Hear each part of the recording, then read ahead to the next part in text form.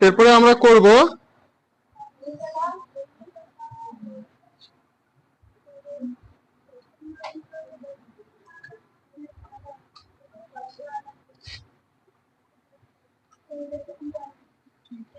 প্রশ্নমালা 18-র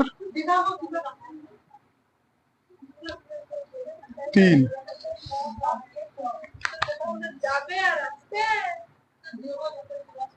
যতটা নিয়ে যতটা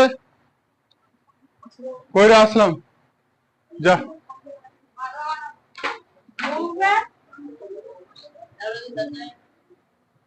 10 নম্বর অঙ্ক দেখো, বলছে 5000-এর নিকটতম দুটি অখণ্ড পূর্ণবর্গ সংখ্যা, তাই না? 5000-এর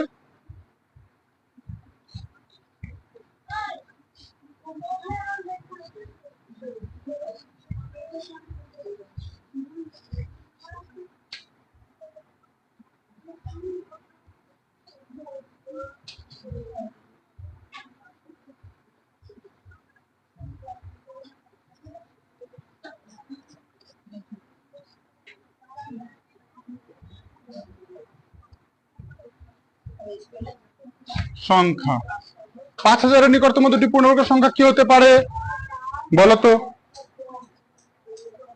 এক্ষেত্রে আমরা কি করব? এক্ষেত্রে আমরা করব কি, 5000-কে আমরা বর্গমূল করব, ভাগ পদ্ধতিতে বর্গমূল করব। এদিকে দেখো, এদিকে দেখো ক্লাস 6, তাই তো? ভাগ পদ্ধতিতে কি করব? বর্গমূল করব। দেখো, প্রথমে দুটো সংখ্যা, তারপরে দুটো সংখ্যা। কত আছে? 50। তাহলে আমরা কত নিতে পারি? কত নিতে পারি বলো? কত? 7। 7 7 49। তাহলে কত নিলাম?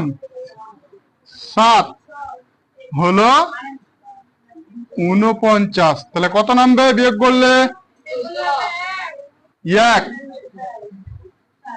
1 তো, এরপরে দুটো জিরো নেমে যাবে, তাই তো? দেখো, দুটো জিরো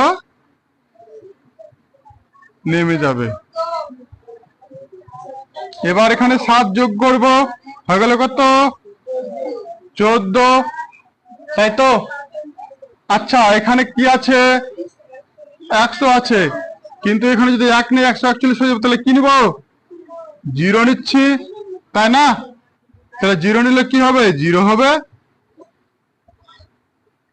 তাহলে কি হবে? এটা 70। 70 হচ্ছে, কেননা 70 এর এবার আমরা দেখো কিভাবে অঙ্কটা করব। যেহেতু বলেছে 5000 নিকটতম পূর্ণবর্গ সংখ্যা বলেছে, অখণ্ড পূর্ণবর্গ সংখ্যা, সেক্ষেত্রে আমরা কি করব? এখানে আমরা যেটা পেলাম 70, কত পেলাম? এখানে 70 পেলাম। তাহলে 70 ইন্টু 70, যদি না যায় এভাবেই করতে হবে কিন্তু, ঠিক আছে? না গেলে এভাবেই করতে হবে। 70 ইন্টু 70 কত হচ্ছে দেখো তো? 4900 হচ্ছে, 4900 হচ্ছে। আচ্ছা, এর পরবর্তী সংখ্যা কি আছে? 71। তাহলে আমরা কি নেব? 71 ইন্টু 71 কত হবে বলো তো? 71 ইন্টু 71 কত হবে বলো? কুইকলি, তাড়াতাড়ি তাড়াতাড়ি বলো।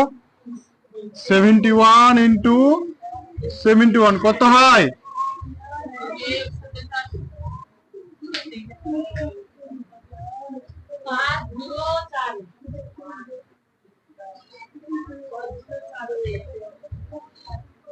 তাহলে 5041, তাই তো? 5041। তাহলে এই দুটোই হচ্ছে আমাদের আনসার। দেখে নাও, মিলে নাও। 5000 নিকটবর্তী অখণ্ড পূর্ণবর্গ সংখ্যা কি?